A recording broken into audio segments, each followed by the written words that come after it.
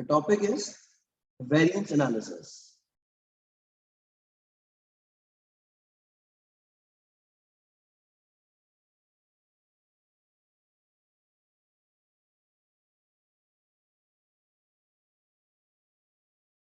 What variance analysis basically mean? कि हम day 1 से पढ़ रहे हैं, हम कोई भी यूनिट की स्टैंडर्ड कॉस्टिंग करते हैं। स्टैंडर्ड कॉस्टिंग में हम सर्टेन चीजों को बजट करते हैं, प्लान करते हैं या टारगेट करके रखते हैं। लाइक हम ये सोचते हैं कि एक यूनिट बनाने के लिए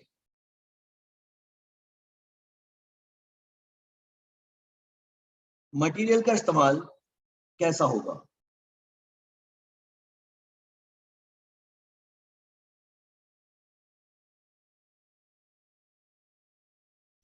इसमें दो चीजें हम प्लान करके रखते हैं कि जब भी हम यूनिट बनाएंगे, एक यूनिट बनाने में से फॉर इंस्टेंस 2.5 kgs लगेंगे, और हम ये भी प्लान करते हैं कि हर 1 किलोग्राम हमें let's say for instance 80 rupees का पड़ेगा।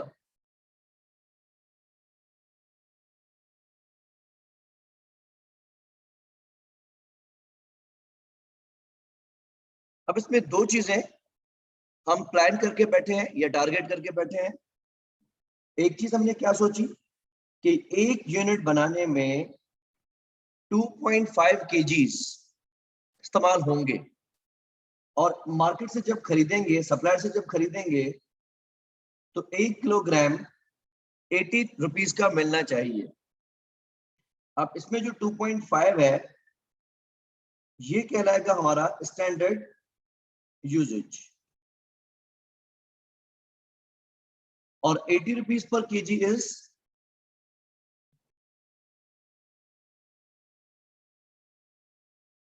Standard rate. हर कंपनी चाहती ये है कि हम अपने पैसों को कंट्रोल में रखें, हम अपनी कॉस्ट्स को मॉनिटर्ड रखें।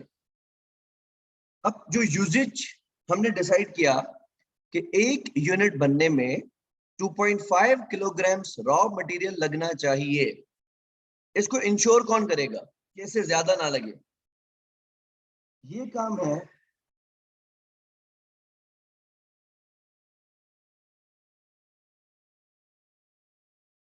प्रोडक्शन मैनेजर का। जो फैक्ट्री मैनेजर है, उसको हमने डे 1 पे कम्युनिकेट कर दिया था कि बेटा हर यूनिट बनाने में 2.5 किलो से ज्यादा मटेरियल नहीं लगना चाहिए। अगर वो इससे कम मटेरियल लगाता है तो हम उसको अप्रिशिएट करेंगे, शाबाशी देंगे। लेकिन अगर वो 2.5 kg से ज्यादा मटेरियल लगा देता है तो फिर उसका हिसाब किताब होना चाहिए, क्योंकि वो हमारा मटेरियल जाया कर रहा है। दूसरा, 1 kg 80 रुपए का खरीद के लाना है, ये कौन इंश्योर करेगा?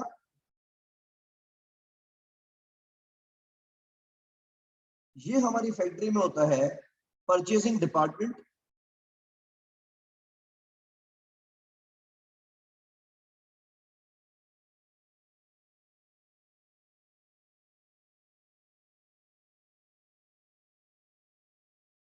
या फिर प्रोक्योरमेंट मैनेजर।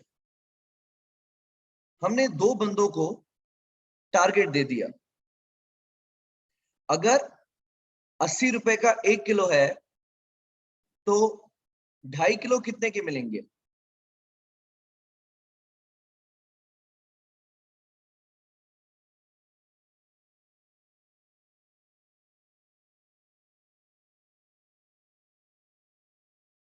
अब हमारा ये तो डिसाइडेड है कि एक यूनिट पे 200 रुपए का मटेरियल लगना चाहिए, लेकिन इस 200 रुपए को इंश्योर करने में दो बंदों का हाथ होगा। एक होगा प्रोडक्शन मैनेजर का, जिसने ख्याल करना है कि यूनिट बनने में मटेरियल 2.5 किलो से ज्यादा ना लगे। और दूसरा प्रोक्योरमेंट मैनेजर ने ख्याल करना है, जिसने ये इंश्योर करना है कि मटेरियल 80 रुपए किलो से ज्यादा महंगा नहीं आना चाहिए। अब लेट्स से हमने ये सोचा था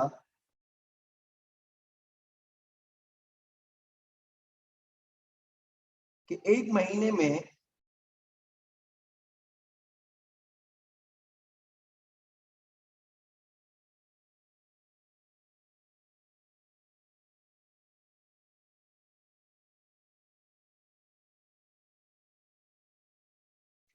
हम 6000 यूनिट्स बनाएंगे।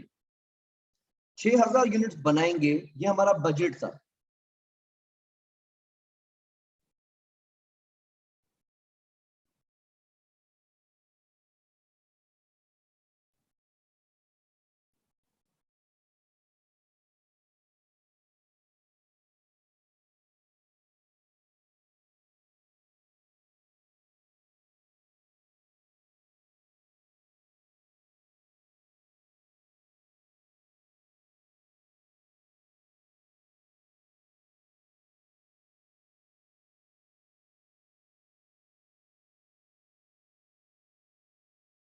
ओके, अब दो फर्दर चीजें हमारे सामने आती हैं।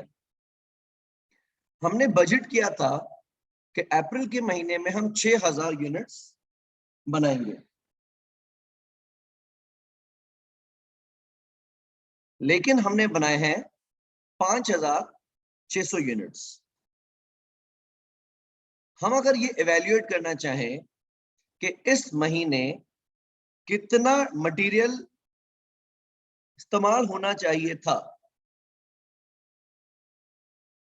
अब इसमें तीन चीजें आती हैं। एक आता है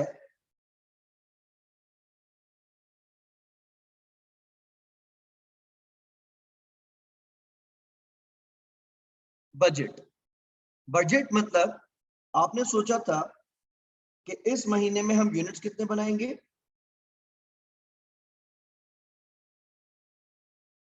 यानी budget production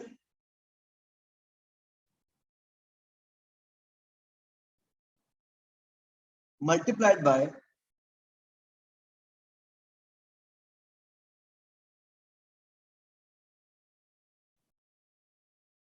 standard usages. Like in this example, हमने सोचा था कि अप्रैल में 6000 यूनिट्स बनाए जाएंगे,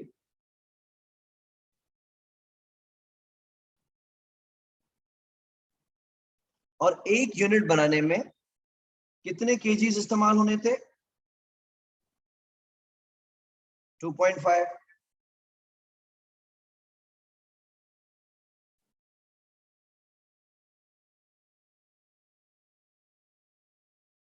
उस हिसाब से 6000 यूनिट्स बनाने के लिए कितना मटेरियल लगना चाहिए था, तो हम क्या करेंगे, 6000 मल्टीप्लाई बाय 2.5 केजी। इस महीने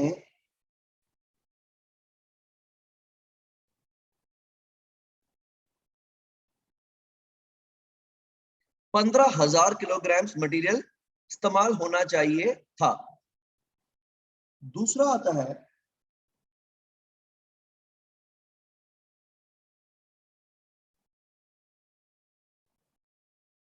स्टैंडर्ड। स्टैंडर्ड का मकसद है कि जो एक्चुअल यूनिट्स बनाए हैं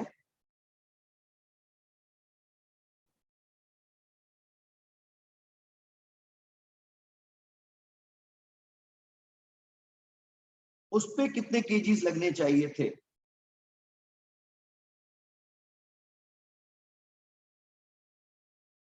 हमने अप्रैल में एक्चुअली कितने केजीज बनाए हैं,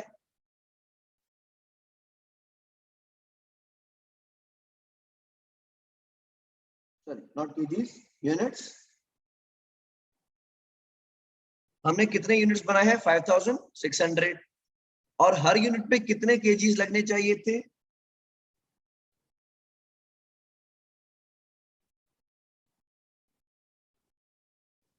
so actual production into standard rate, इस हिसाब से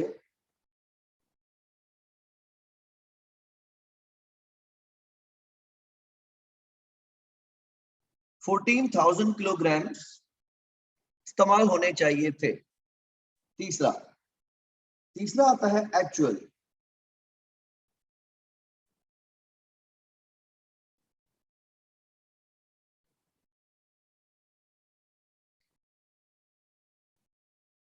वो सिंपली आपको बता दिया जाएगा कि मटेरियल एक्चुअली कितना यूज किया गया है।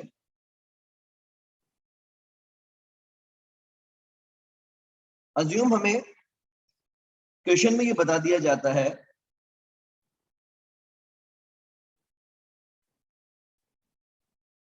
that 14,250 kgs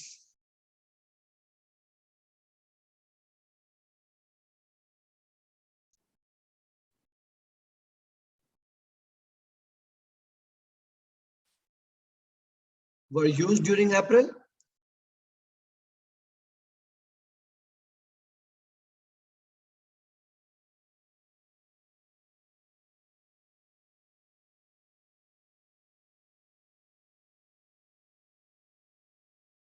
और उसका खर्चा आया था 11 लाख रुपए। हमें देखना है कि अप्रैल का महीना हमारे लिए कैसा रहा।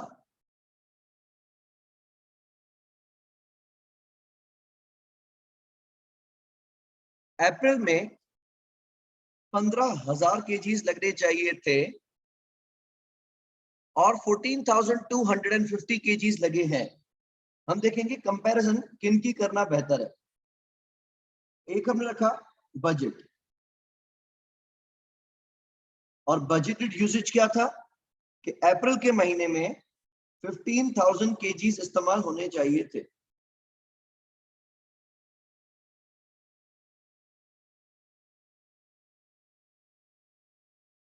दूसरा हम रखेंगे standard, that is how much should have actual activity level used or cost. तो actual level of activity पे 14,000 kilograms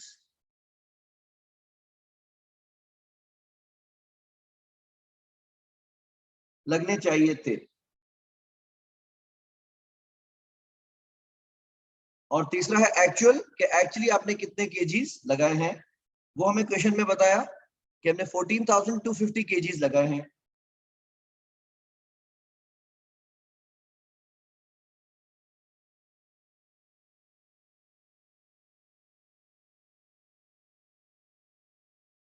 ये कंपेयर करने के लिए कि अप्रैल का महीना कैसा रहा, क्या हमने मुनासिब केजीज यूज किए हैं या जरूरत से ज्यादा केजीज यूज किए हैं, किन दो को कंपेयर करना सूटेबल है। बजट के अंदर हम ये सोच रहे थे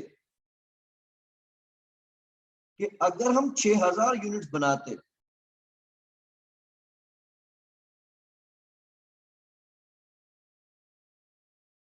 तो 15,000 केजीज लगने चाहिए थे, जबकि स्टैंडर्ड में हमने सोचा कि अगर हम 5,600 केजी यूनिट्स बनाते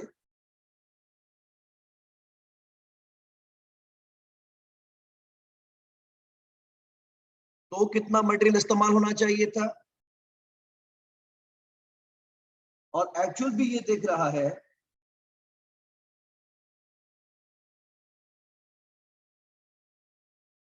कि 5,600 यूनिट्स बनाने में कितना मटेरियल इस्तेमाल किया गया है।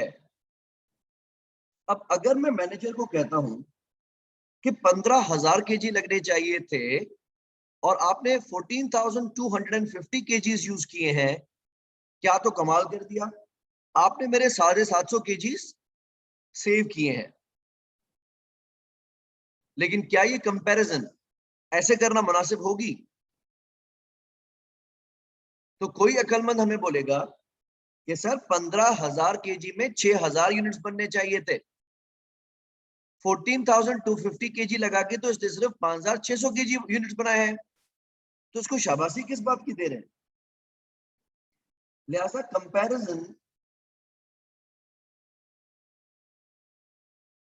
हमेशा लाइक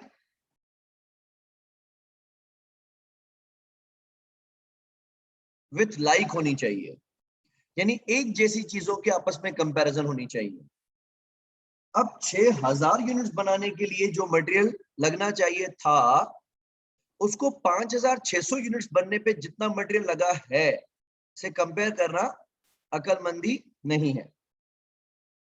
लिहाजा वेरिएंस हम कैलकुलेट किस वजह से करते हैं, ये देखने के लिए कि क्या हमारे रिसोर्सेस एफिशिएंटली यूज हुए हैं या ओवर यूटिलाइज हो गए हैं, या फिर हमारे मैनेजर्स ने हमें रिसोर्सेस बचा के दिए हैं। हम क्या करेंगे, इसके लिए मटेरियल वेरिएंसेस कैलकुलेट करेंगे।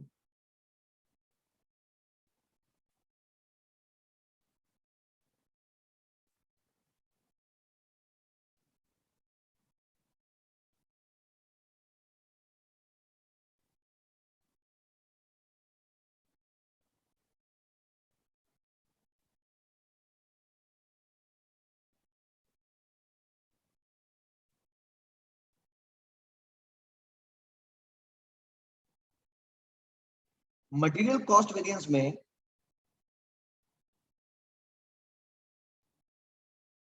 एक तो हम कैलकुलेट कर सकते हैं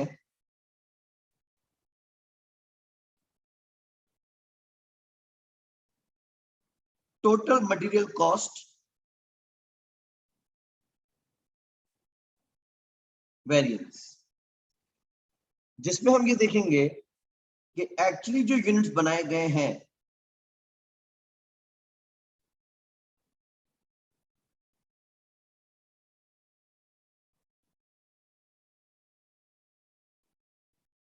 इसको बनाने में कितने केजी लगने चाहिए थे,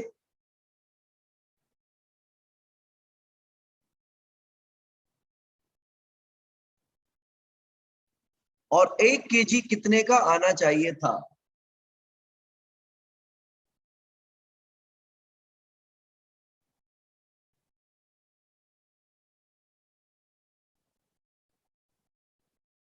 इसको हम कहेंगे स्टैंडर्ड कॉस्ट, और इसको हम कंपेयर करेंगे अगेंस्ट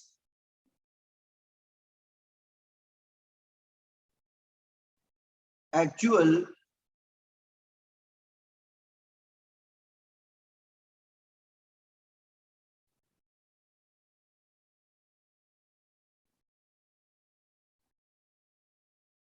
मटेरियल कॉस्ट।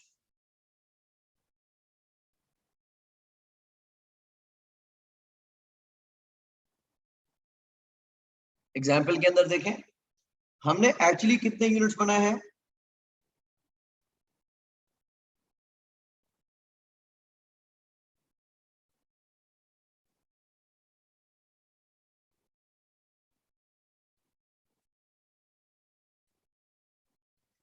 5600, और हर यूनिट में कितने केजी लगने चाहिए थे,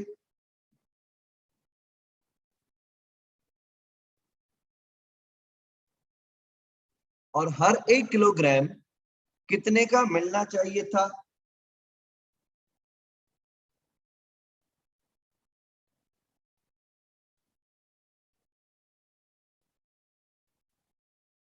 उस हिसाब से इस महीने हमारा मटेरियल का खर्चा कितना आना चाहिए था।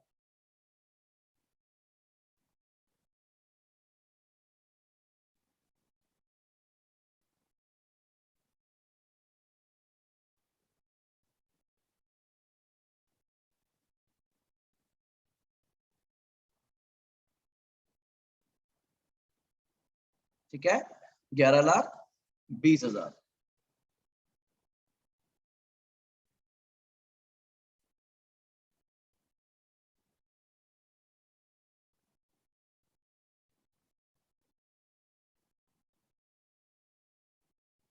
और हमें क्वेश्चन में स्पेसिफाइड है कि एक्चुअल खर्चा हमारा कितना आया है,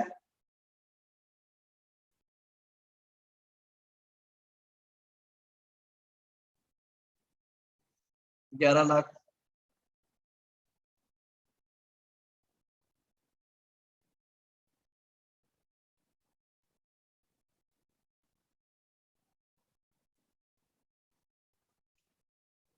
अब हमारी कैलकुलेशन के मुताबिक खर्चा आना चाहिए था 11,20,000 और एक्चुअली खर्चा आया है 11 लाख। तो हमारे मैनेजर्स ने 20,000 रुपए बचा के दिए हैं।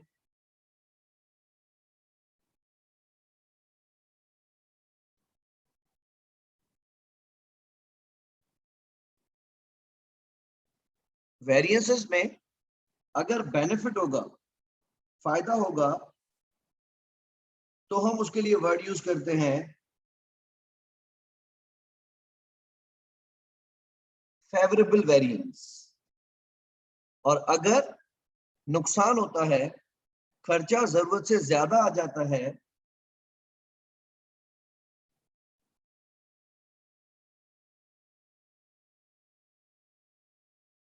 तो उसके लिए यूज करेंगे हम एडवर्स वेरिएंस।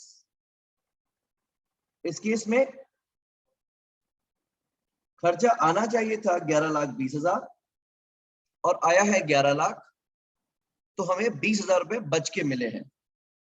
लेकिन ये 20,000 बचाने के पीछे दो बंदों की जिम्मेदारी थी। एक था प्रोडक्शन मैनेजर और एक था प्रोक्योरमेंट मैनेजर। हमें देखना चाहिए कि क्या दोनों ने ही अच्छा काम किया है। कहीं ऐसा तो नहीं कि किसी एक की अच्छी परफॉर्मेंस दूसरे की बुरी परफॉर्मेंस को कवर कर रही हो या उसके चक्कर में कम अच्छी दिख रही हो। हम टोटल कॉस्ट वेरिएंस को स्प्लिट करेंगे into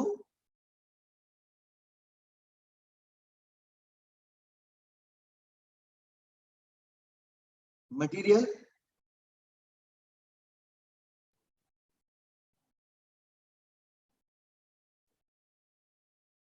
usage variance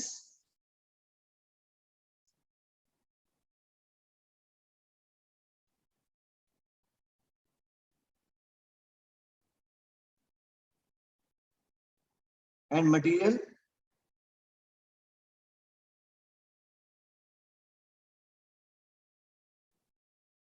price variance.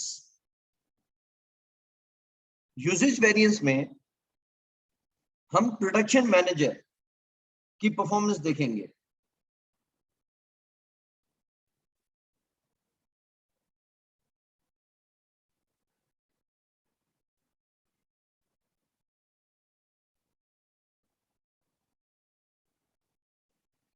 जिसका काम मटेरियल खरीदना नहीं था, मटेरियल को इस्तेमाल करना था। और प्राइस वेरिएंस में हम क्लास लेंगे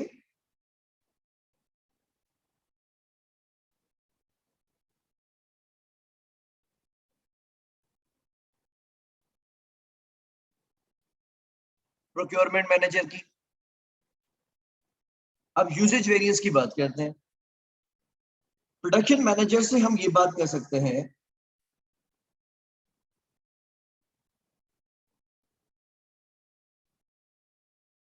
कि कितने किलोग्राम्स लगने चाहिए थे, that is actual production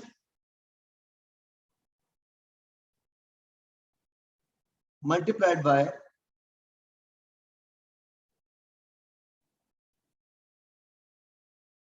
standard usages. और इसको कंपेयर करेंगे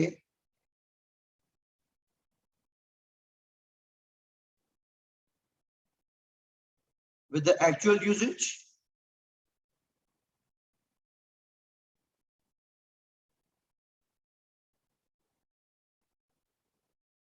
जो कि हमेशा गिवन होगी। तो कितने केजी लगने चाहिए थे और कितने केजी लगे हैं, ज्यादा लगे हैं या कम लगे हैं, इसको हम रखेंगे एट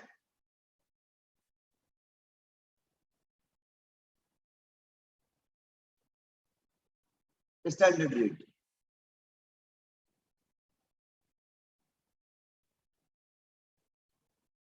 क्योंकि रेट सस्ता या महंगा लगाना इसका काम नहीं है। स्टैंडर्ड यूजेज एक्चुअली हमने यूनिट्स कितने बनाए हैं,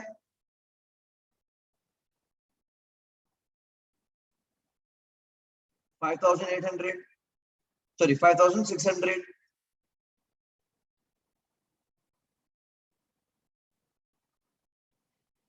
और हर यूनिट पे कितने केजी लगने चाहिए थे? 2.5।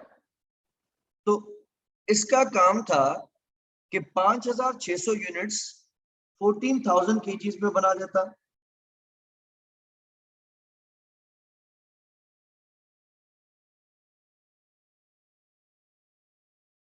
लेकिन हमें रिपोर्ट मिली है कि इसने इस महीने 14,250 केजीज यूज किए हैं। हम इसे हिसाब ले सकते हैं कि भाई जब काम 14,000 केजी का था तो आपने 14,250 केजी कैसे यूज कर लिया?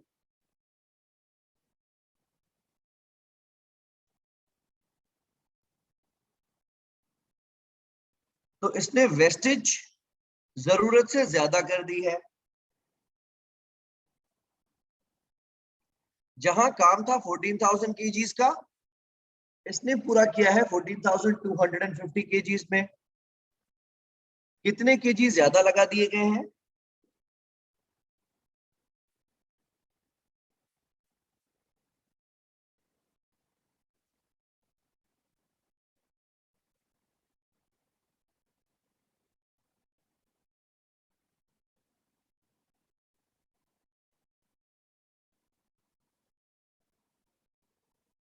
तो प्रोडक्शन मैनेजर ने हमारे 250 कीमती किलोग्राम्स जाया कर दिए हैं। हम अगर ये देखना चाहें कि 1 केजी था कितने का, तो ये इसको पता था कि 1 केजी 80 रुपए का था।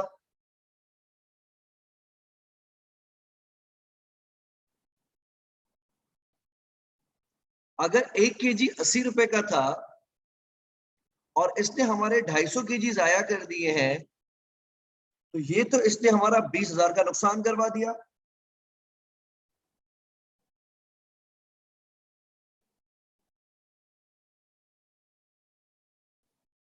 इसको हम कहेंगे 20,000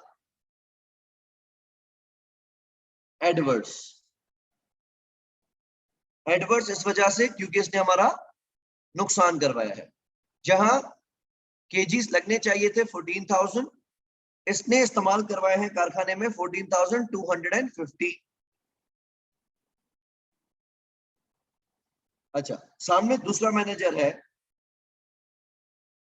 जिसने ये इंश्योर करना है कि चीज 80 रुपए की ही मिले।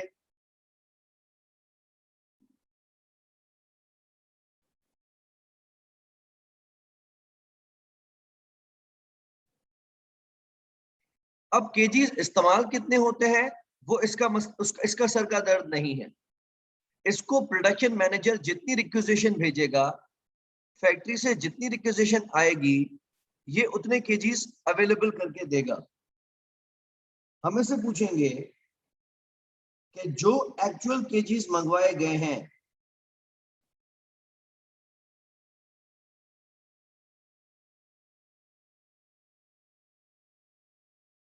इसका खर्चा आना कितना चाहिए था?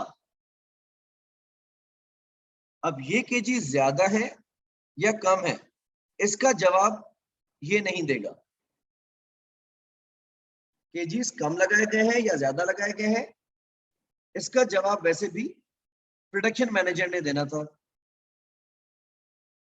तो एक्चुअल कितने केजीज इस्तेमाल हुए हैं और उसका रेट क्या होना चाहिए था, इसको हम कंपेयर करेंगे।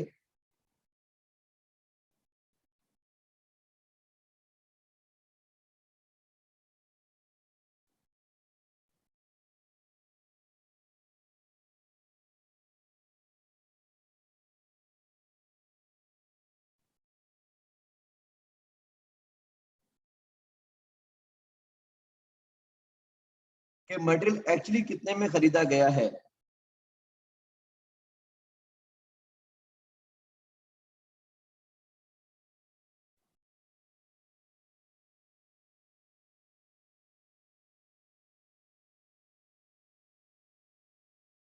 इन द अबव एग्जांपल हमने एक्चुअली कितने केजीज यूज किए हैं? 14,250। और 1 केजी कितने में खरीदना चाहिए था? 80 रुपए में।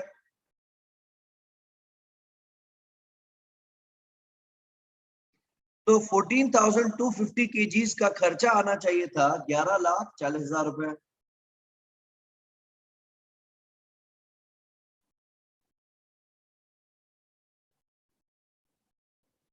कैलकुलेट किस तरीके से कर रहे हैं कि स्टैंडर्ड यूजेज कितना है, यानी कि सॉरी एक्चुअल यूजेज कितना है। हमने 14,250 केजीज मंगवाए हैं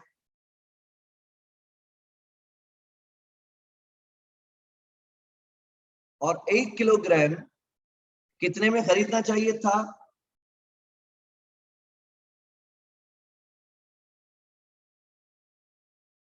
उस हिसाब से हमारा मटेरियल परचेसिंग में 11,40,000 रुपए का खर्चा आना चाहिए था, जबकि हमारा एक्चुअल खर्चा आया कितना है?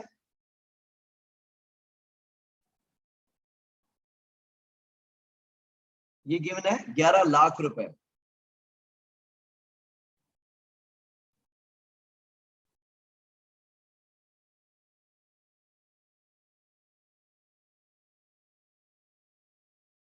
तो जहां मटेरियल में हमारी कॉस्ट आनी चाहिए थी 11,40,000, वहां कॉस्ट आई है 11 लाख।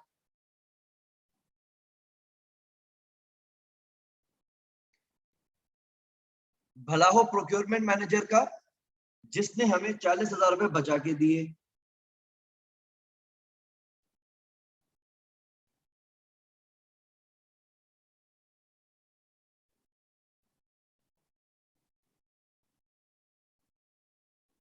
अब दोनों की परफॉर्मेंस अगर मिला के देखें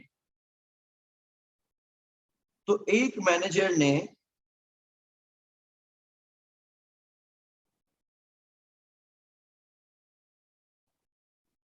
20,000 का नुकसान किया है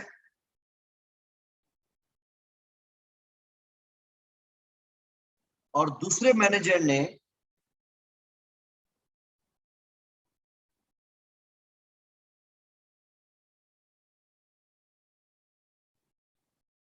40,000 रुपए का फायदा किया है।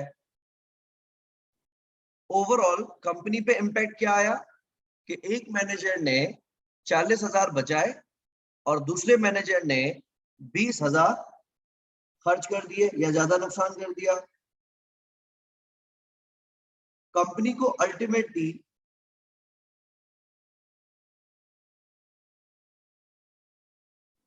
मटेरियल की मद में 20,000 रुपए बचे हैं, जो कि हम पहले भी कैलकुलेट कर चुके हैं।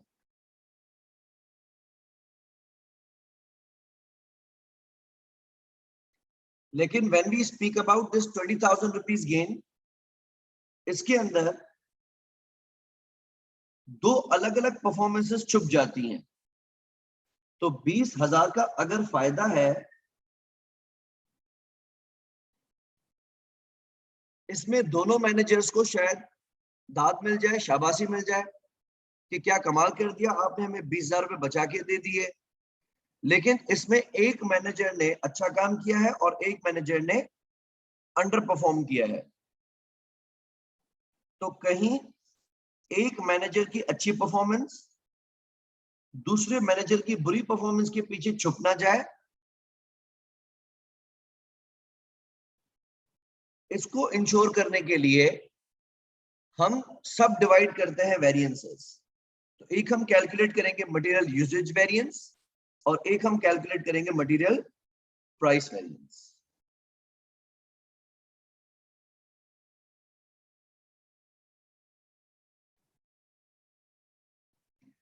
दूसरा, हम ये देखेंगे कि लेबर की मद में क्या हिसाब किताब होना चाहिए था।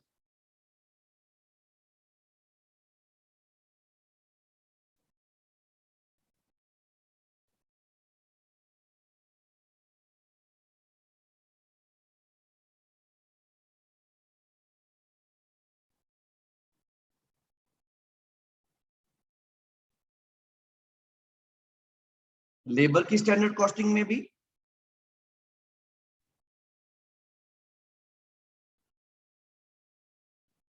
दो चीजें इस्तेमाल की जाती हैं।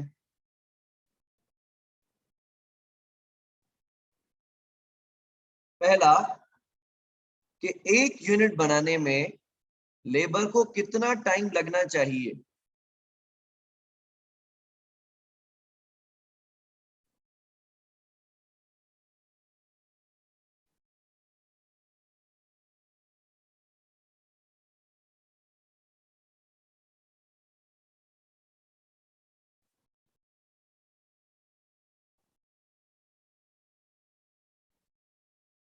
और लेबर को हम पेमेंट कितनी करेंगे।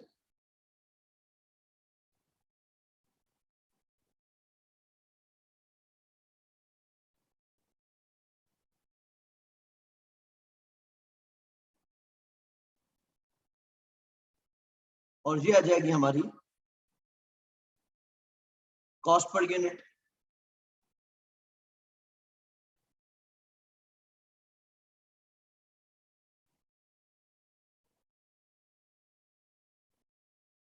लेकिन लेबर कितने टाइम में चीज बनाता है, ये इंश्योर करना फैक्ट्री मैनेजर का काम है।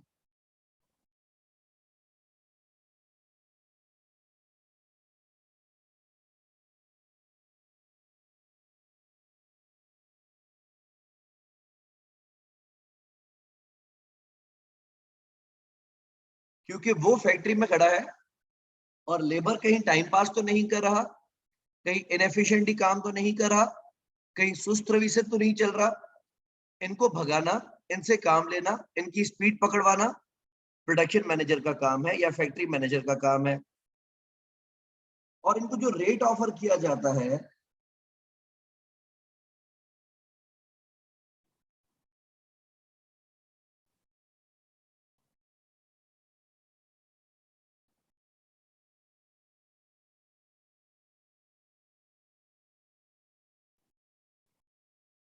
ये हमारा जो लेबर डिपार्टमेंट है या ह्यूमन रिसोर्स मैनेजर है, ये उसके सर का दर्द है कि लेबर को मोटिवेट रखने के लिए या मार्केट के हिसाब से क्या रेट ऑफर करता है। अज्यूम अगर हम प्रोडक्ट के हवाले से बात कर रहे थे और हम ये सोच रहे थे कि एक यूनिट बनाने में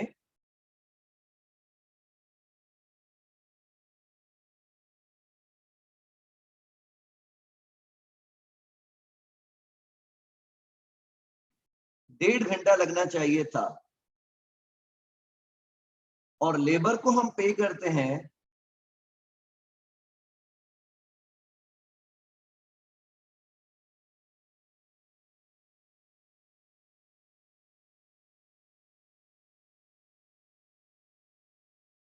240 रुपए पर आवर, तो हर यूनिट पे लेबर को कितना अमाउंट मिलना चाहिए था।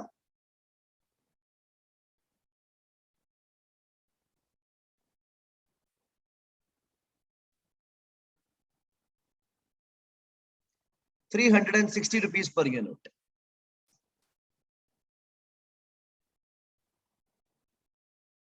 अगर हमें पता चलता है,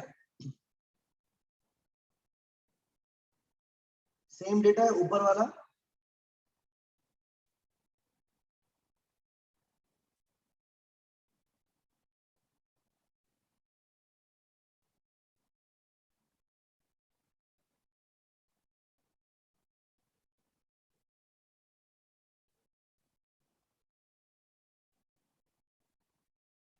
कि जो 5,600 यूनिट्स हमने बनाए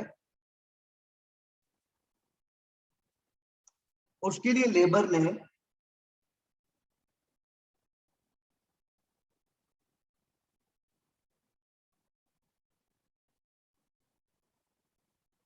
8,150 लेबर आवर्स यूज रिकॉर्ड किए हैं।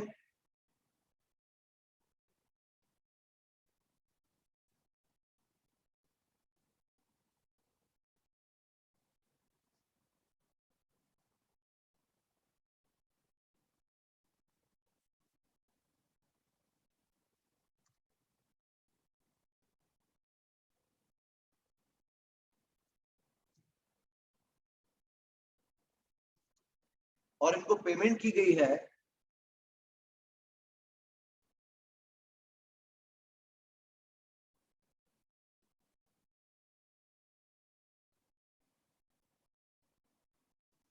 19,76,000 रुपए की।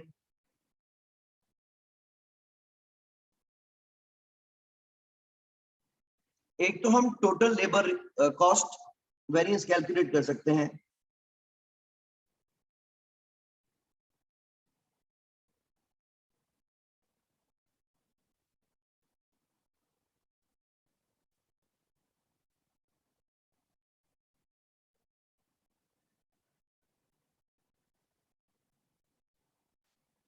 जिसमें हमें पता चलेगा कि ओवरऑल कंपनी को कितना फायदा या नुकसान हुआ है।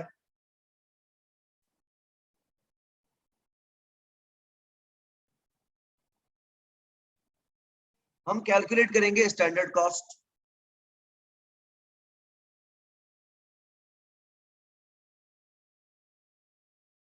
एक्चुअली जो यूनिट्स प्रोड्यूस किए गए हैं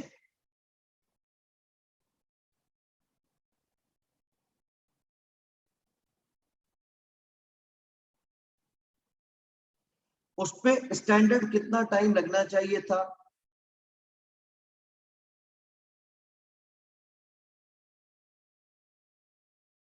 और उसकी पेमेंट क्या होनी चाहिए थी।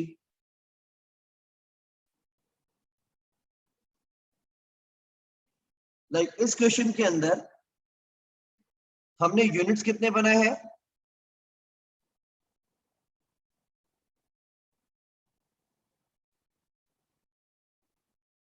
डेटा हम सेम यूज करें 5,600। अगर हमने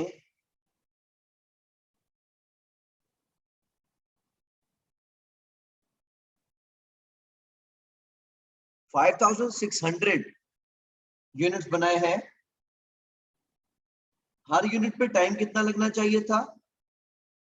हमने डिसाइड किया हुआ था कि एक यूनिट बनाने में 1.5 घंटा लगना चाहिए था।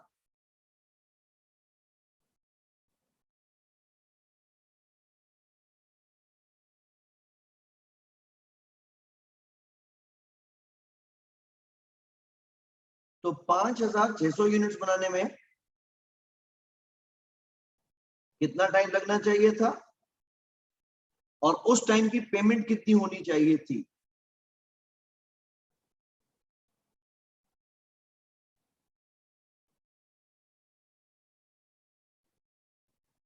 ठीक है, तो 5,600 units multiply by 1.5 hours multiply by 240। तो कंपनी का खर्चा होना चाहिए था 20,16,000।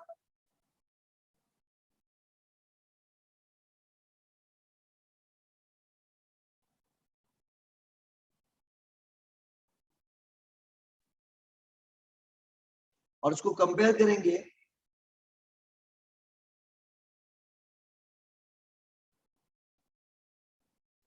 एक्चुअल कॉस्ट से।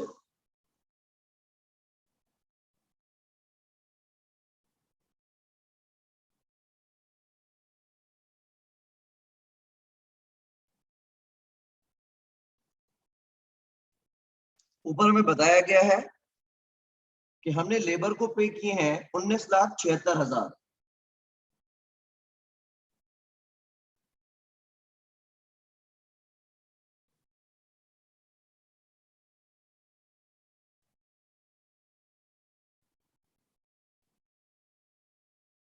तो जहां खर्चा आना चाहिए था 20,16,000, वहां हमारा खर्चा आया है 19,76,000।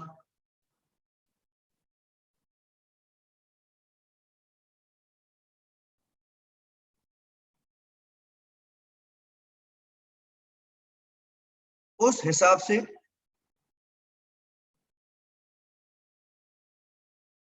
हमें 40,000 रुपए का कम खर्चा आया है। और वेरिएंसेस में जब फायदा होता है तो हम उसको कहते हैं फेवरेबल।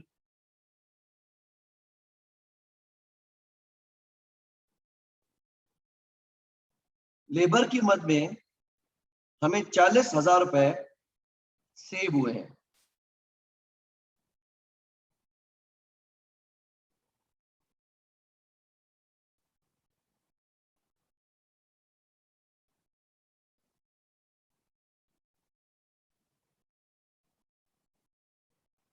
लेकिन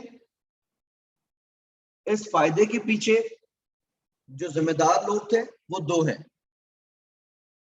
एक हमारा फैक्ट्री मैनेजर है जिसने एफिशिएंसी इंश्योर करनी थी कि लेबर सुस्ती से काम ना करे, ज्यादा घंटे ना ले ले। और दूसरा एचआर का काम था जिसने जरूरत से ज्यादा पेमेंट नहीं करनी थी। तो इस वेरिएंस को भी हम सब डिवाइड करेंगे into two further variances.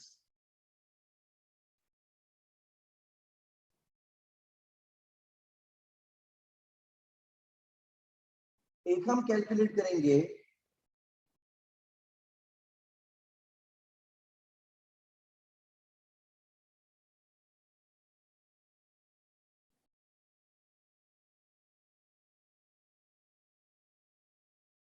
Labour efficiency variance. Efficiency variance में हम ये देखेंगे कि कितना टाइम लगना चाहिए था और कितना टाइम लगा है। रेट क्या दिया गया है वो प्रोडक्शन मैनेजर के सर का दर्द नहीं है।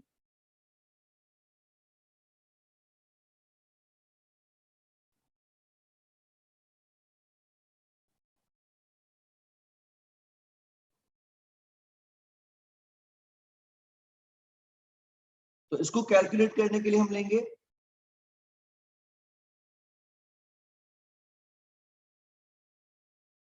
Standard time.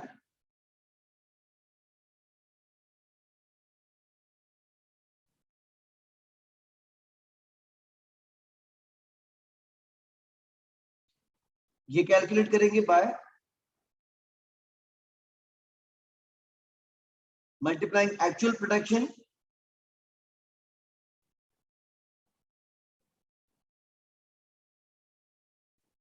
ठीक है, जितने यूनिट्स बनाए हैं मल्टीप्लाइड बाय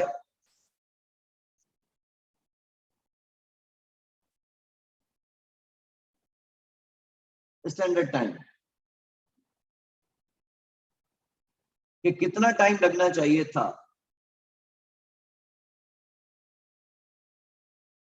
और उसको कंपेयर करेंगे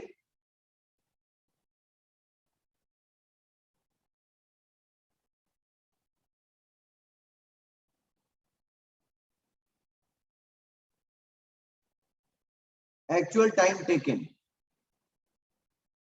और ये हमें कहीं से कैलकुलेट नहीं करना है, ये हम हमेशा प्रोवाइडेड होगा। यहां से एफिशिएंसी का पता चलेगा कि कम घंटों में काम हुआ है या ज्यादा घंटे लग गए हैं। और इसको हम मल्टीप्लाई कर देंगे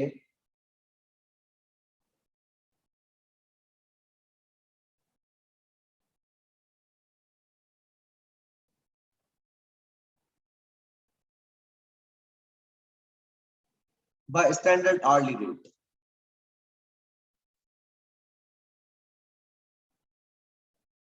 अगर हम इसको अपने इक्वेशन में देखना चाहें तो हमने यूनिट्स बनाए हैं 5,600 और हर यूनिट पे टाइम कितना लगना चाहिए था 1.5 घंटे। तो आवर्स लगने चाहिए थे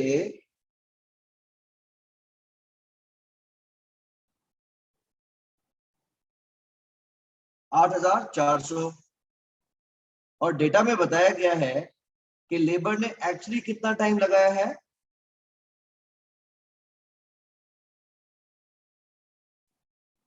8,150। तो काम था 8,400 घंटों का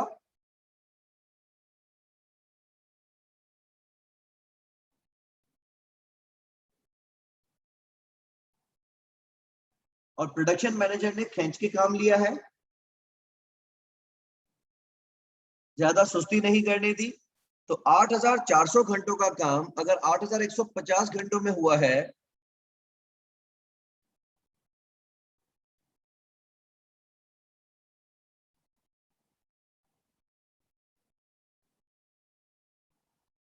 तो 250 आवर्स बचाए गए हैं।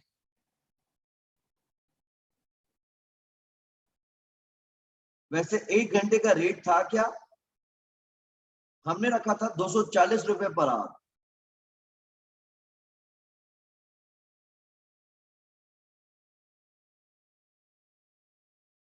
तो अगर 240 रुपए का 1 घंटा था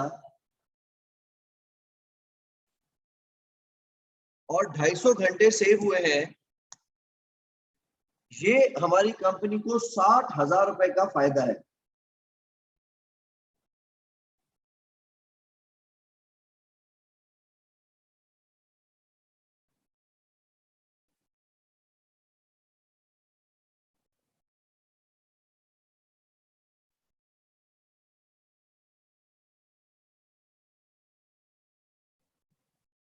दूसरा हम कैलकुलेट करेंगे एचआर की परफॉर्मेंस।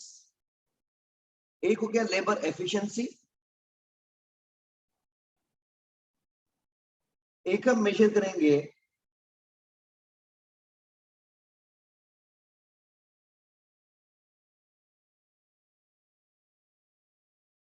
लेबर रेट,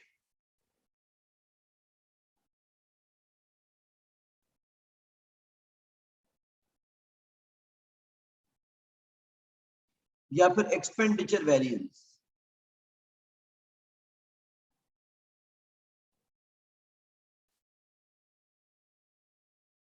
इसमें यह नहीं देखा जाएगा कि कितने घंटों का काम था, कितने घंटों में करवाया गया है। एचआर के पास टाइम शीट आएगी कि लेबर ने इतने घंटे काम किया है, बस उसको उतने घंटे की पेमेंट करनी है।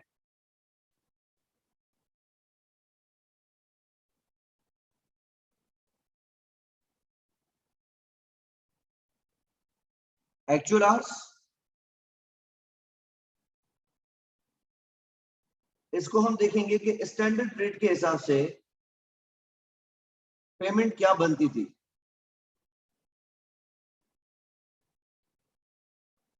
और उसको कंपेयर करेंगे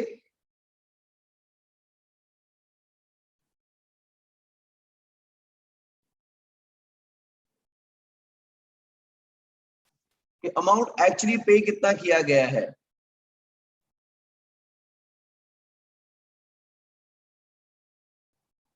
एक्चुअली अमाउंट जो दिया गया है वो आपको हमेशा प्रोवाइडेड होगा।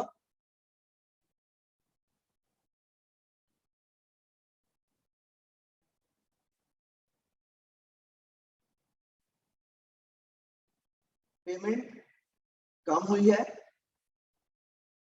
या जरूरत से ज्यादा, ये बताएगा हमारा एक्सपेंडिचर वेरिएंस कितना है।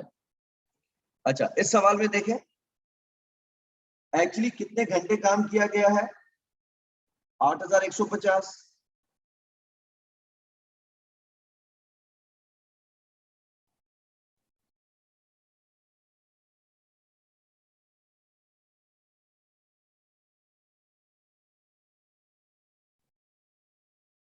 और स्टैंडर्ड के मुताबिक हर 1 घंटे की पेमेंट क्या थी,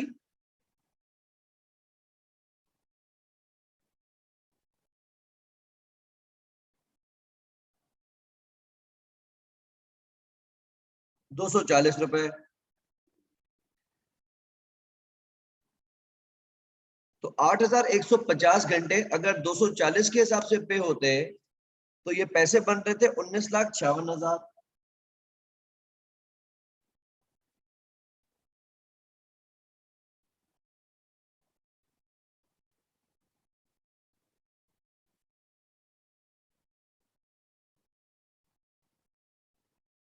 और उसको कंपेयर किया जाएगा पेमेंट की गई कितनी है।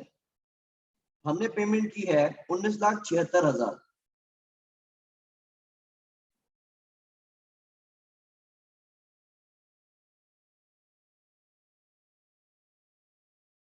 तो जितने घंटे उन्होंने काम किया था, हमारे रेट के मुताबिक उनकी पेमेंट बनती तो 19,52,000 थी,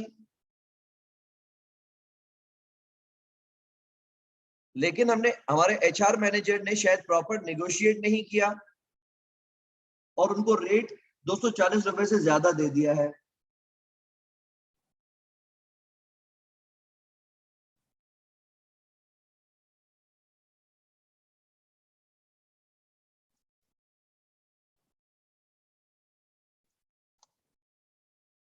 और 20,000 से ओवर पे कर दिया।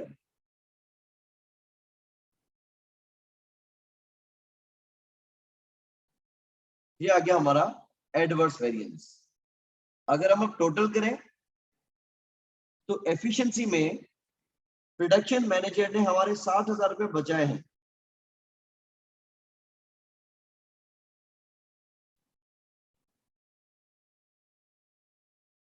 जबकि रेट में या एक्सपेंडिचर में एचआर ने हमारे 20,000 रुपए का नुकसान करवा दिया। ओवरऑल कंपनी को क्या फर्क पड़ेगा?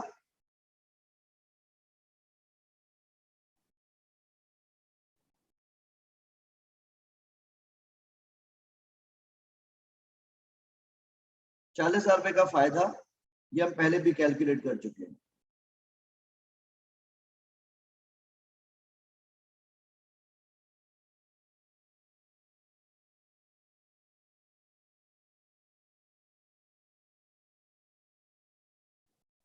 किसी को कंफ्यूजन हो तो डिस्कस कर लें।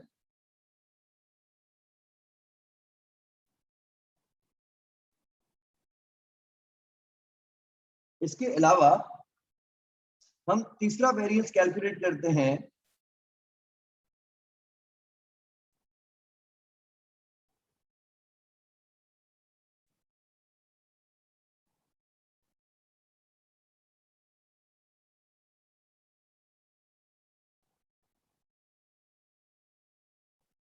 वेरिएबल ओवरहेड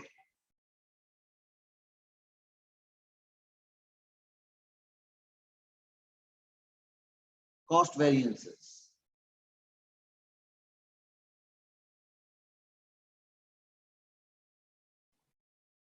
एक हमने कर दिया direct material variances, labour variances and variable overhead cost variances.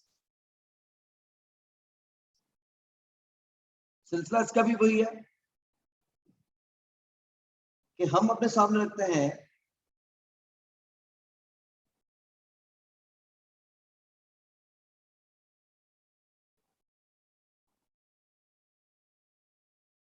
Standard cost.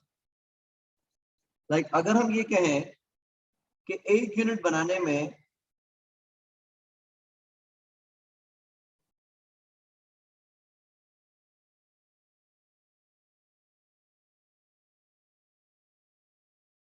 Standard machine time कितना लगना चाहिए और 1 घंटा मशीन चलने का हमारा खर्चा है कितना, variable overhead absorption rate per hour. ये खर्चा आ जाता है हमारा एज कॉस्ट पर यूनिट।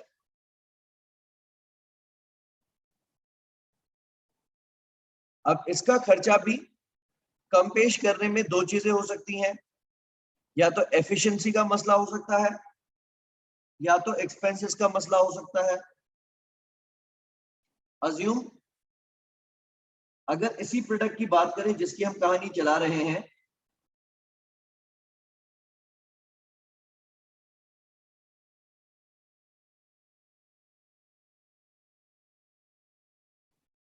और हमारा स्टैंडर्ड ये था कि एक यूनिट बनाने में 45 मिनट लगेंगे,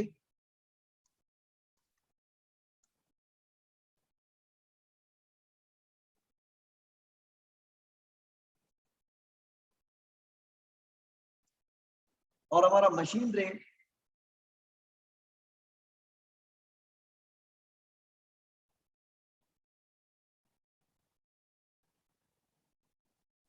600 पर आवर है। हमारी machine running cost 600 rupees per hour है। तो 45 मिनट का खर्चा कितना होना चाहिए था?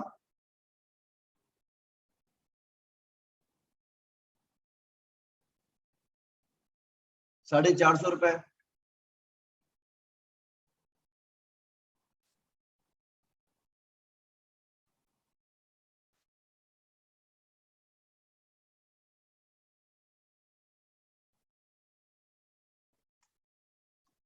अगर हमें ये पता चलता है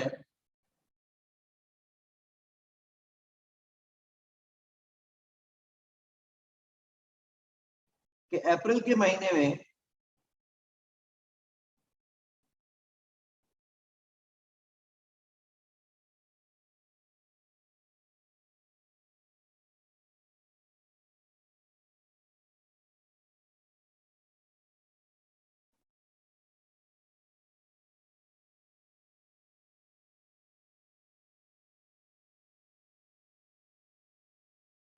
हमने मशीन को 4200 घंटे चलाए हैं,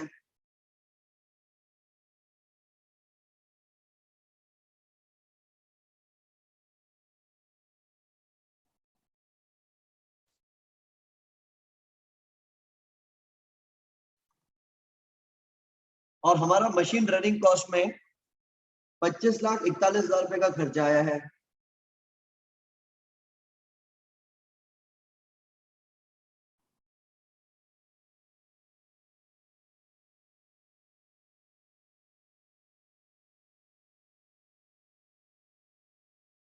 तो इसमें देखें, इट्स 45 मिनट्स। 45 मिनट आवर्स में कितनों के बराबर होंगे? 45 मिनट कितने घंटों के बराबर होते हैं?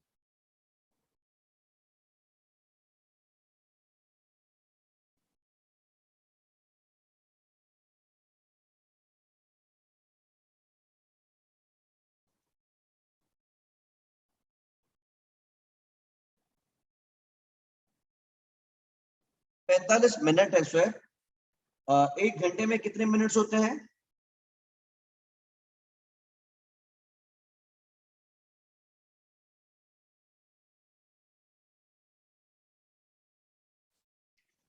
करेक्ट। तो अगर आप किसी दोस्त को कहो कि भाई मैं 45 मिनट में आ रहा हूं, तो इसका मकसद क्या है? आप कितने घंटों में आ रहे हो?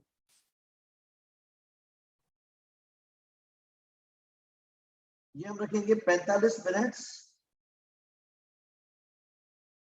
Divided by 60 minutes.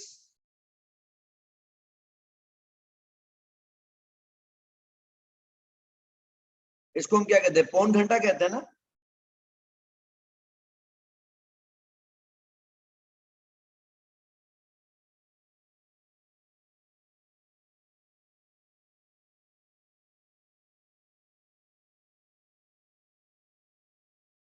अच्छा, दूसरा तरीका क्या है कि जो मशीन का रेट है उसको आप पर मिनट में करके ले आए।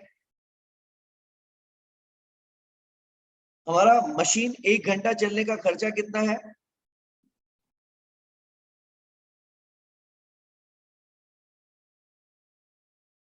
600 रुपए। और 1 घंटे में मिनट्स कितने?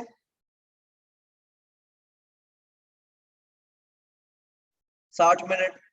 तो हम ये कह सकते हैं कि मशीन 1 मिनट चलने में 10 रुपए का खर्चा करती है।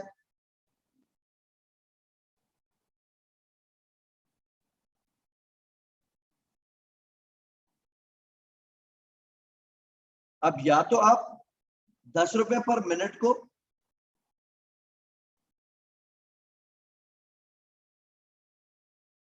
45 मिनट से मल्टीप्लाई कर दें,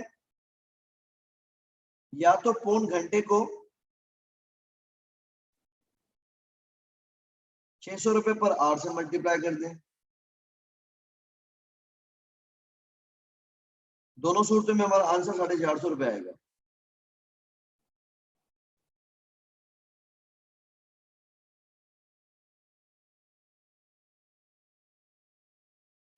ठीक है? कोई कंफ्यूजन है तो कंफर्म कर लें प्लीज।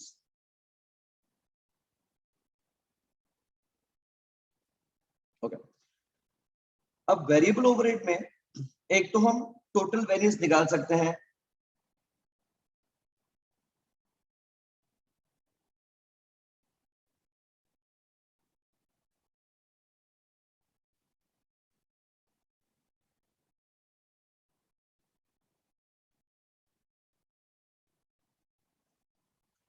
जिसमें हम दोनों परफॉर्मेंसेस मिला सकते हैं, कितना टाइम लगना चाहिए था और पेमेंट क्या होनी चाहिए थी, दोनों देख सकते हैं।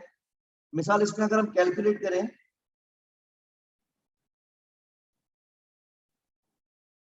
स्टैंडर्ड कॉस्ट, तो हम रख सकते हैं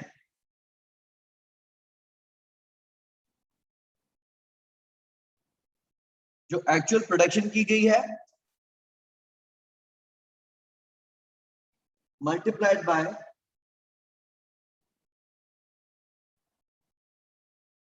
यूनिट बनाने में टाइम कितना लगना चाहिए था,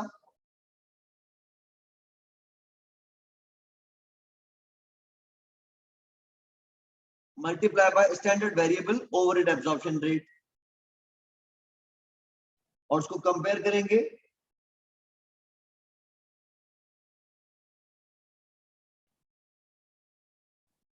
बाय एक्चुअल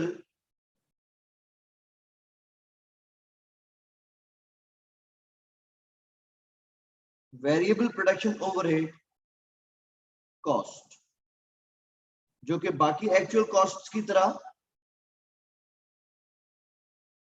गिवन होगी।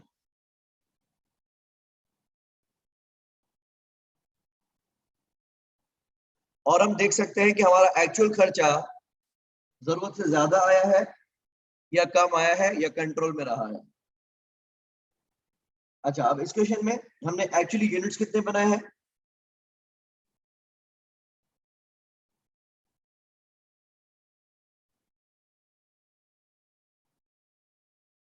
5600 यूनिट्स बनाए हैं। हर यूनिट बनाने पे टाइम कितना लगना चाहिए था मशीन का,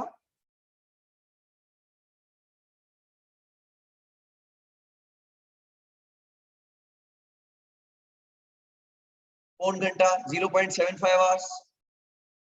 और उस टाइम की पेमेंट क्या होनी चाहिए थी,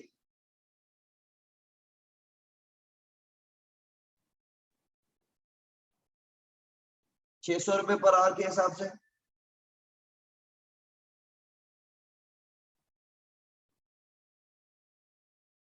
तो हमारी 5600 यूनिट्स बनाने में मशीन कॉस्ट कितनी आनी चाहिए थी,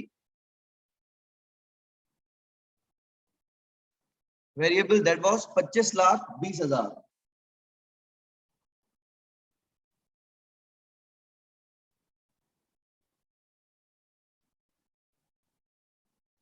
यह वो खर्चा जो आना चाहिए था।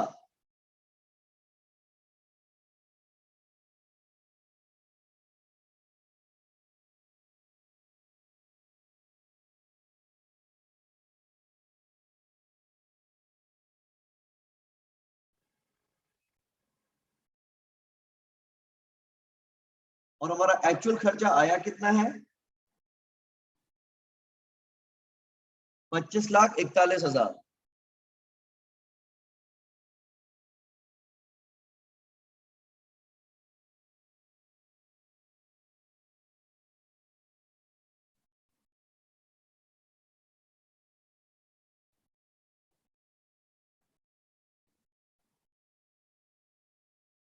तो जहां खर्चा आना चाहिए था 25,20,000, वहां खर्चा आया है 25,41,000। कंपनी को 21,000 रुपए का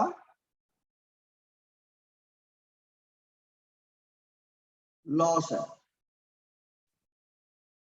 और वेरिएंसेस में हम लॉस को क्या कहेंगे, एडवर्स वेरिएंस।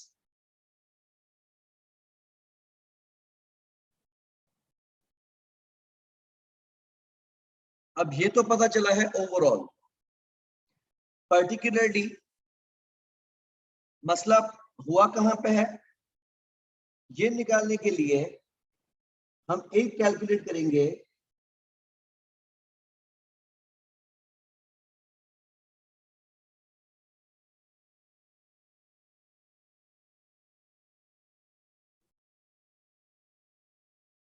वेरिएबल ओवरहेड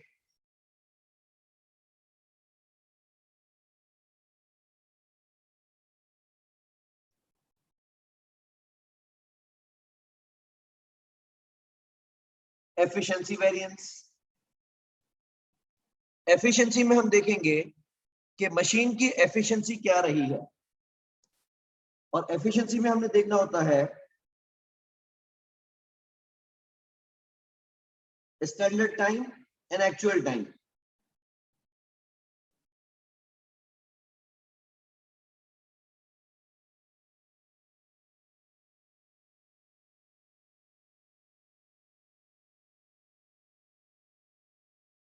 तो जो हमने एक्चुअल यूनिट्स बनाए हैं,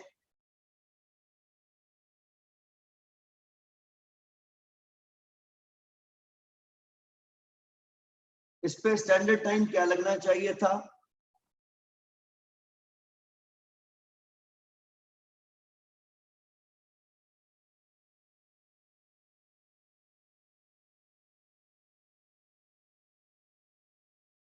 कंपेयर करेंगे विद एक्चुअल ऑपरेशनल टाइम।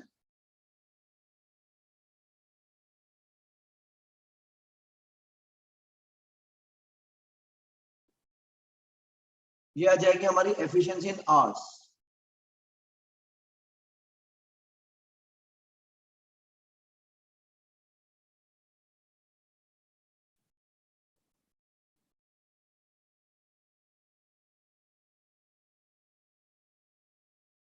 और उसको हम मल्टीप्लाई करेंगे bye standard variable overhead absorption rate per hour.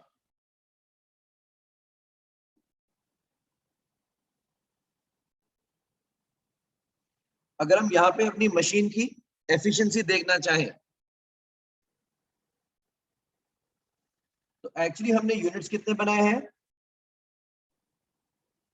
5600,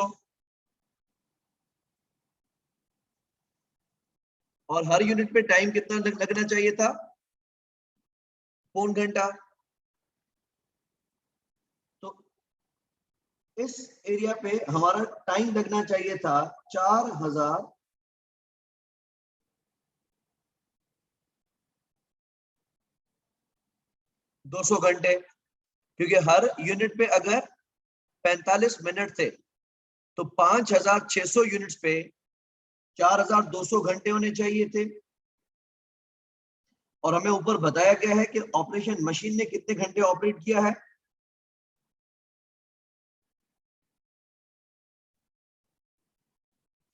4200। तो टाइम लगना भी चाहिए था 4200 घंटे,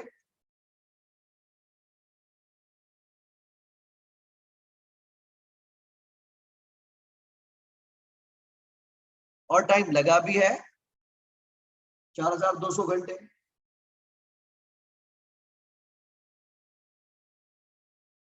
हमारा वेरिएंस निल है और स्टैंडर्ड रेट 600 रुपए है।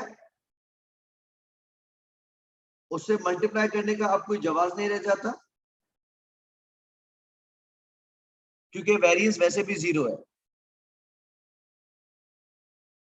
तो मशीन की एफिशिएंसी तो ठीक रही है भाई। दूसरा प्रॉब्लम कहां आ सकता है,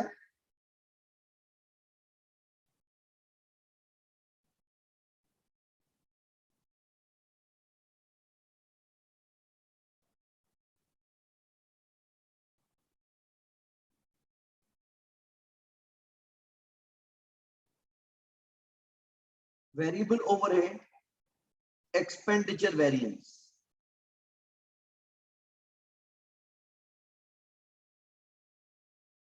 अब कितने आवर्स काम हुआ है, वो कम है या ज्यादा है, उससे मसला नहीं है।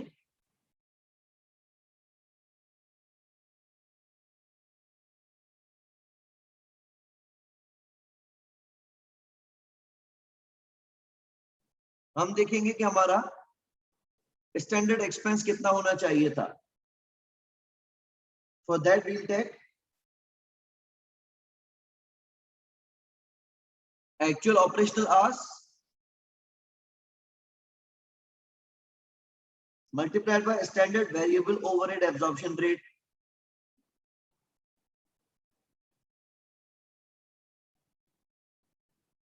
और कंपेयर करेंगे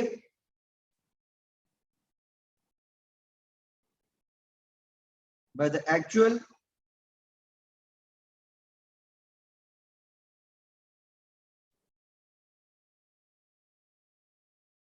variable overhead cost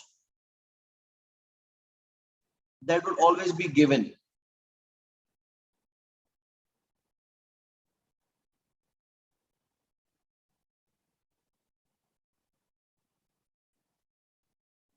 ओके इसमें देखें अगर तो हमारा स्टैंडर्ड एक्सपेंस कितना होना चाहिए था, एक्चुअल आवर्स कितने हैं,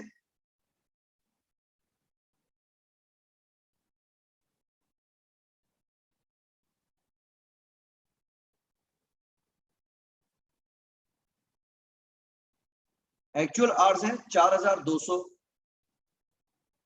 और वेरिएबल ओएआर कितना है 600 रुपए। तो 4200 घंटों का खर्चा आना चाहिए था 25,20,000।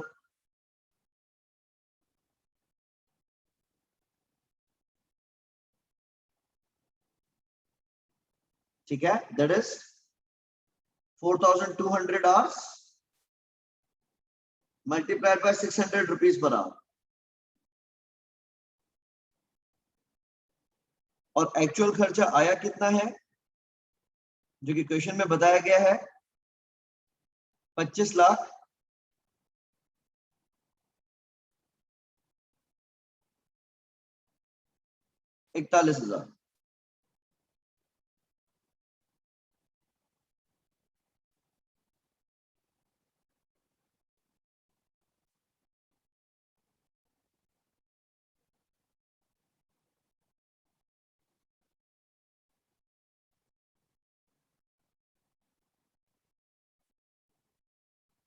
तो एक्सपेंस की मद में हमने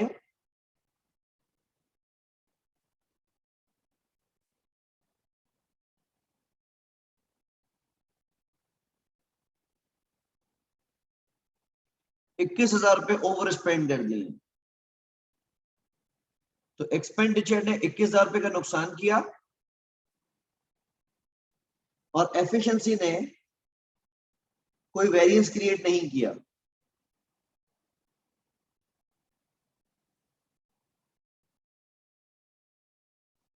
अल्टीमेटली कंपनी को क्या नुकसान हुआ,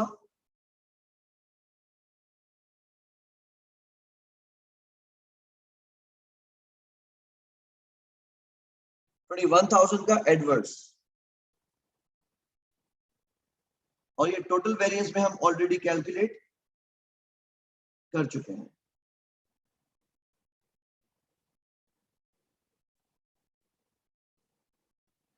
किसी को कंफ्यूजन हो तो डिस्कस कर लें।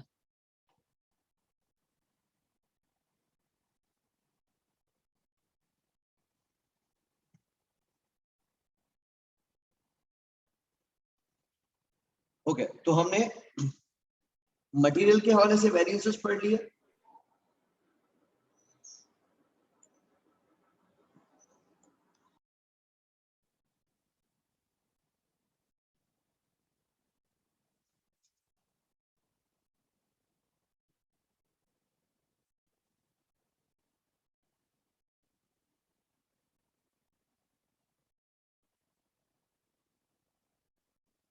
एक हो गया हमारा मटेरियल टोटल कॉस्ट वेरिएंस,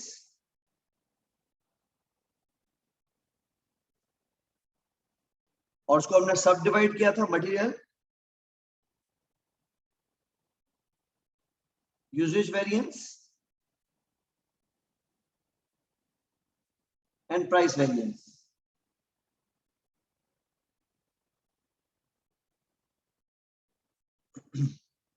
दूसरा हमने रखा था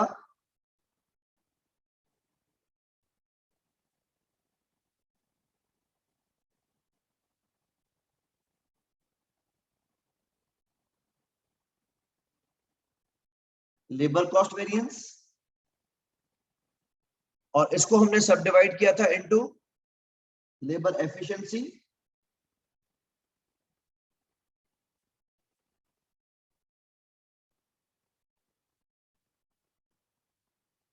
and rate variance.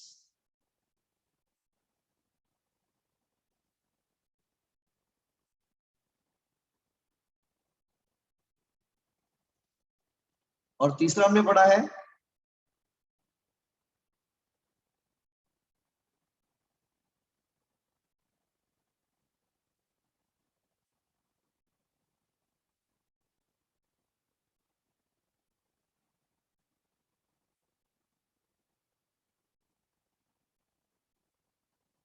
Variable overhead cost variance.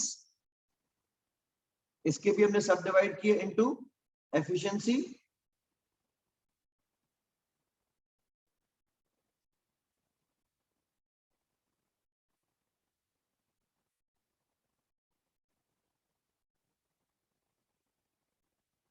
And expenditure variance. ये हो गया हमारे 3 डायरेक्ट वेरिएंसेस जो हम प्राइम कॉस्ट में इंक्लूड करते हैं।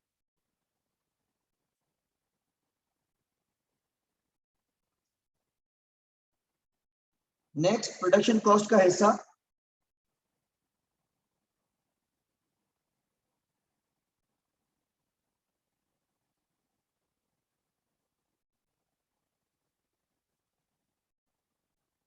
that is fixed production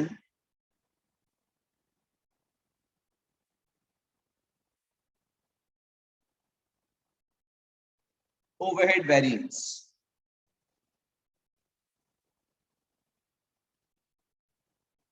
Fixed production overhead variance is basically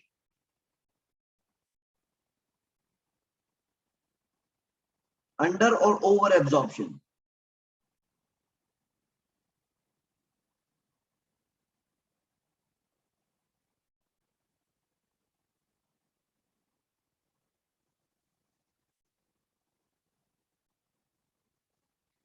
How do we normally calculate under or over absorption? उसके लिए हम रखते हैं absorbed overheads and actual overheads.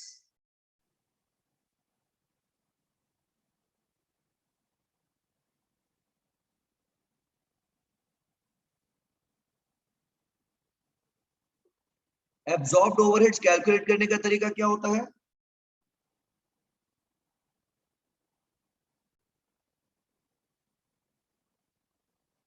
Actual level of activity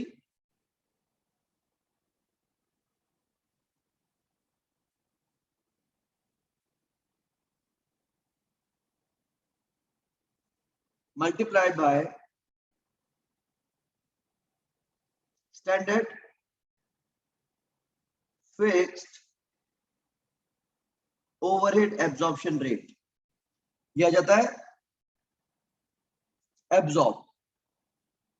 इसको हम सिंपली कंपेयर करेंगे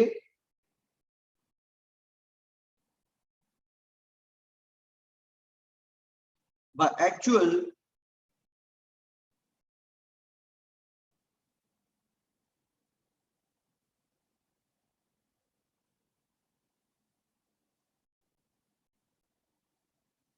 fixed production overhead. ये आ जाता है हमारा अंडर एब्जॉर्ब या over absorb.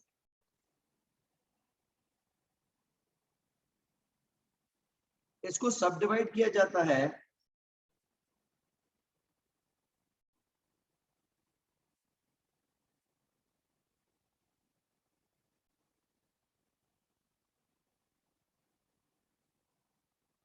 as fixed production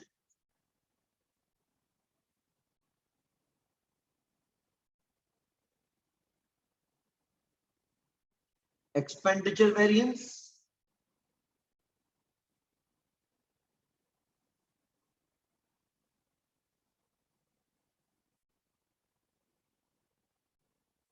and fixed production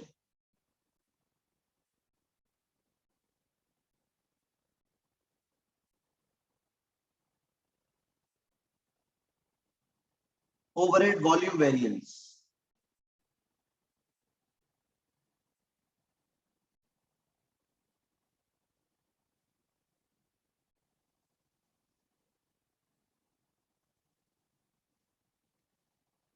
fix production overhead expenditure variance कैसे निकाला जाएगा?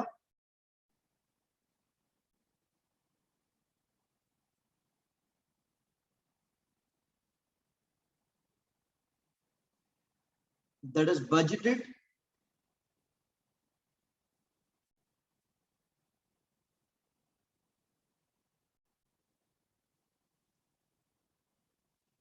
fixed production overhead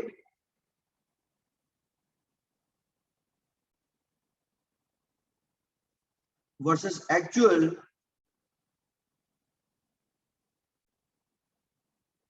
fixed production overhead.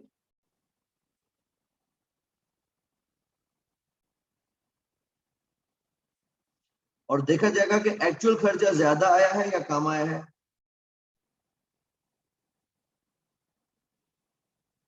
जबकि वॉल्यूम वेरिएंस कैलकुलेट करते वक्त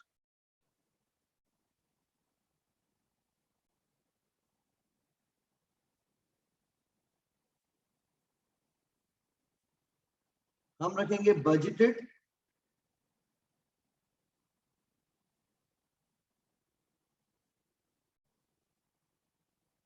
fix production overhead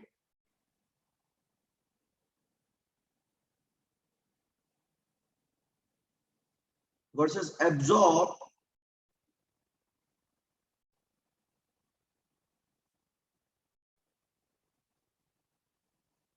fix production overheads.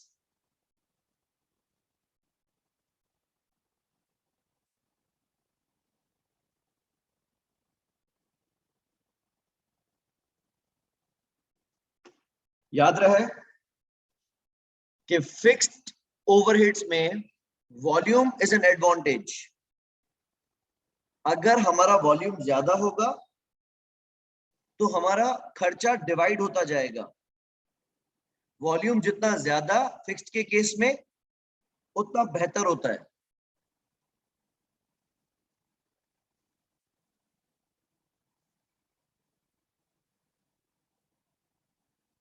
अच्छा, से फॉर इंस्टेंस ऊपर वाले सवाल में हम कहते हैं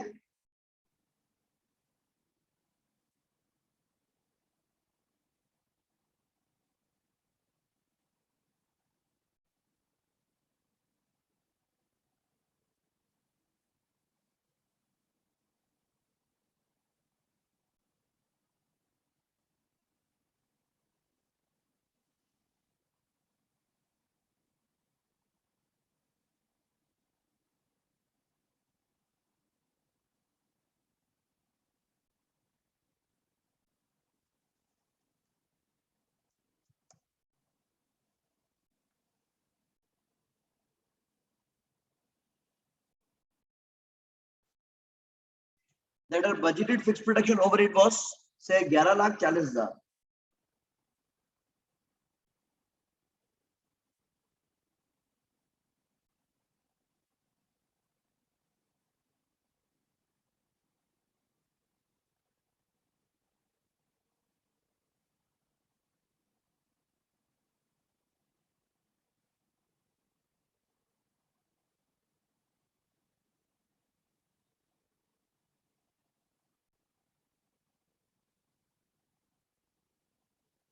and actual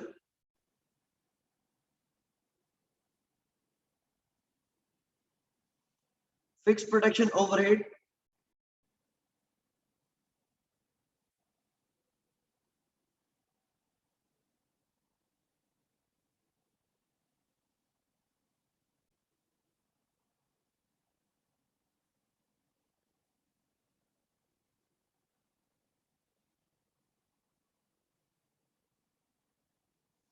was say for instance 11,25,000।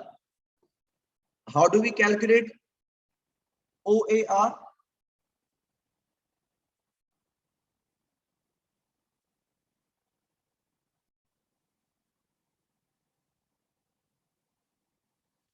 That is budgeted fixed production overhead divided by budgeted level of activity।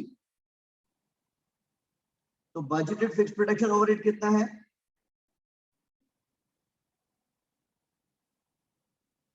11,40,000 divided by budgeted level of activity.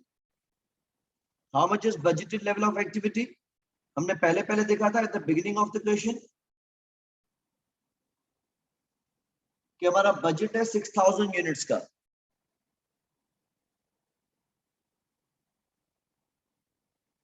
तो हम 11,40,000 को डिवाइड करते हैं बजटेड वॉल्यूम से, दैट वाज 6000 यूनिट्स। तो कितना आएगा हमारा खर्चा per hour? It is 190।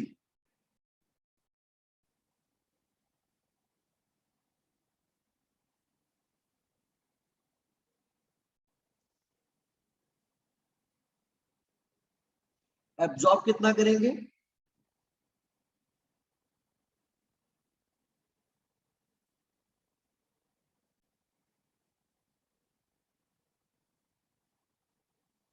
Absorb करने का तरीका है OAR।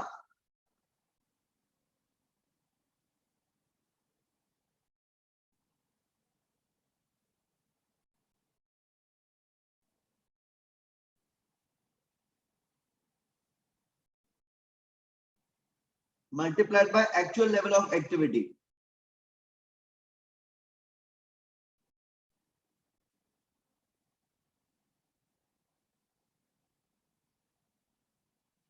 and actual level of activity has been 5,600 units। ये है 10,64,000।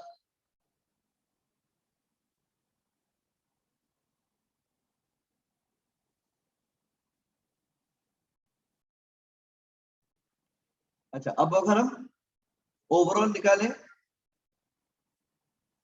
अंडर या ओवर एब्जॉर्प्शन,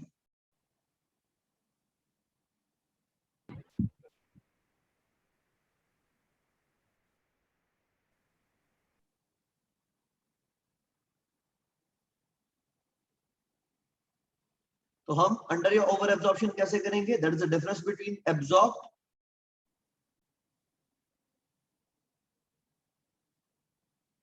एंड एक्चुअल।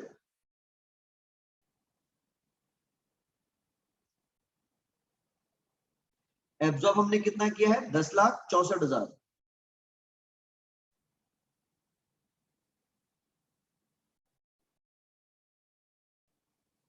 और एक्चुअल खर्चा कितना है? 11,25,000।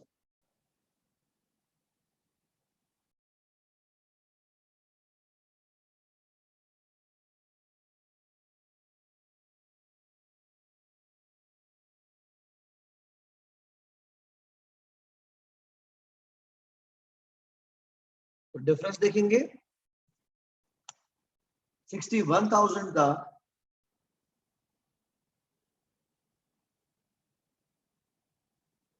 अंडर एब्जॉर्ब,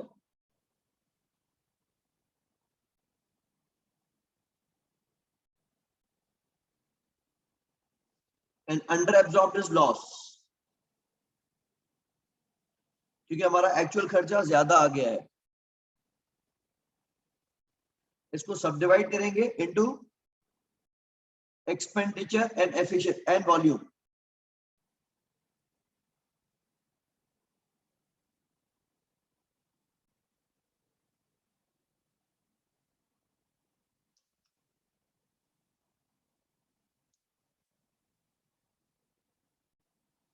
एक्सपेंडिचर में हम क्या रखेंगे? बजटेड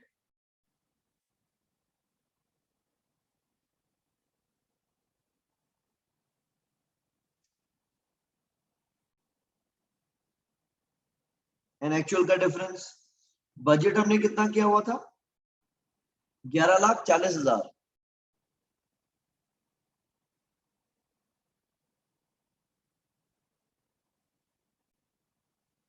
और एक्चुअल खर्चा कितना है? 11,25,000।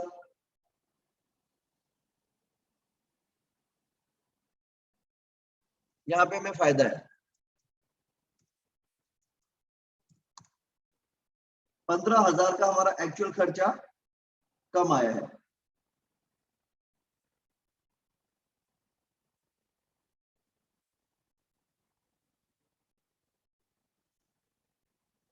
दूसरा रख के देखेंगे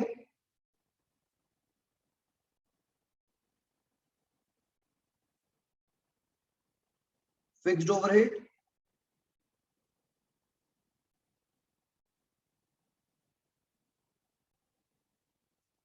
वॉल्यूम वेरिएंस। वॉल्यूम वेरिएंस में रखेंगे बजटेड,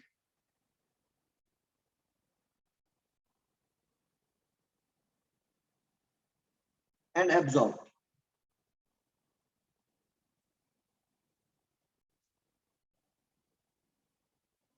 बजटेड कॉस्ट हमारी है 11,40,000,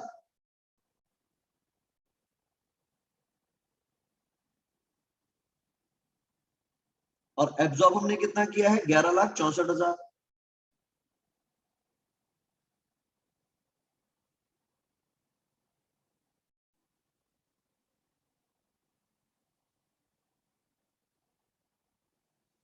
हमारा एक्चुअल वॉल्यूम कम रहा है,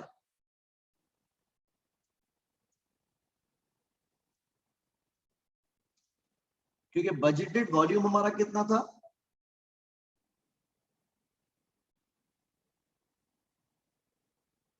6,000 यूनिट्स का,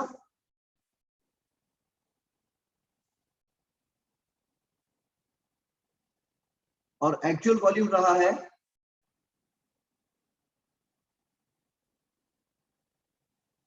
5,600 यूनिट्स का। वॉल्यूम कम होने की वजह से हमारा 76,000 रुपए का एडवर्स वेरिएंस है। तो अगर हम देखें कि 15,000 का पॉजिटिव वेरिएंस है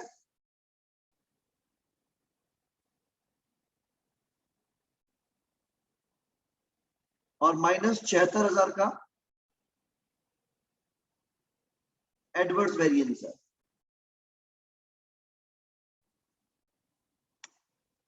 हमारा नेट लॉस हुआ 61,000 का। हम पहले भी कैलकुलेट कर चुके हैं।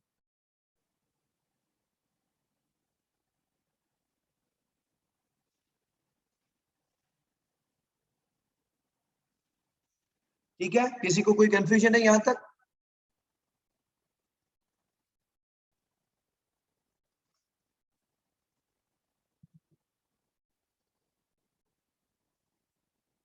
डन है। ये हमारे हो गया वेरिएंसेस। इसमें हमने वेरिएबल ओवरहेड्स, वेरिएबल कॉस्ट यानी direct material, labour and variable overheads भी पढ़ लिए, एंड फिक्स्ड ओवरहेड्स भी पढ़ लिए। ठीक है, बाकी फर्दर किसी को कंफ्यूजन है तो हम डिस्कस कर सकते हैं।